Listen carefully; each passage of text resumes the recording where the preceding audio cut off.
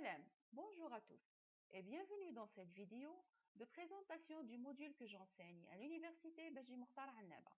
Le module est intitulé TP modélisation moléculaire.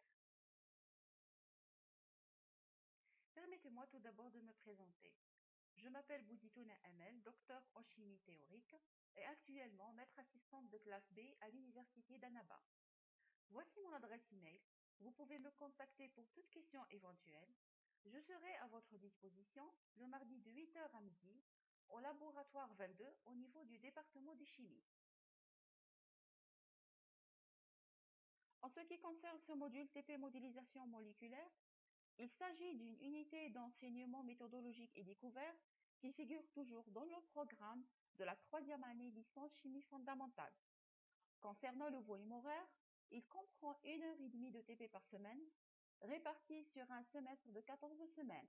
Ce module est évalué avec un coefficient de 2 et attribue 3 crédits universitaires.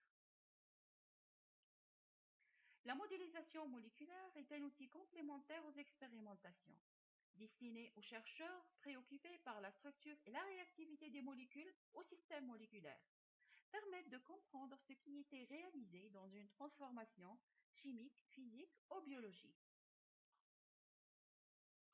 Concernant les objectifs du TP, il est prévu qu'à son terme, l'apprenant sera en mesure de maîtriser plusieurs compétences.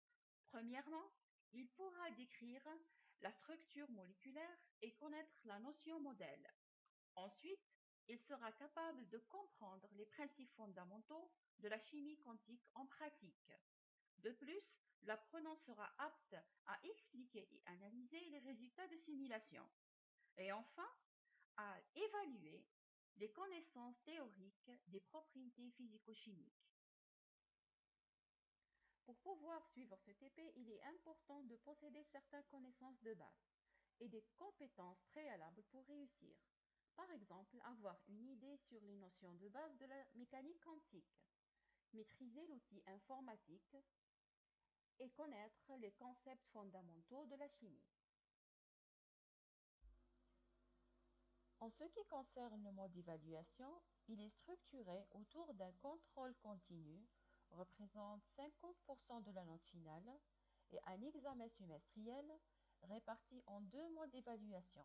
40% de la note sera comme un examen sur table et 10% restant, c'est un examen sur machine au micro-ordinateur. À la fin de cette vidéo, je vous remercie pour votre attention et à très bientôt pour une nouvelle vidéo.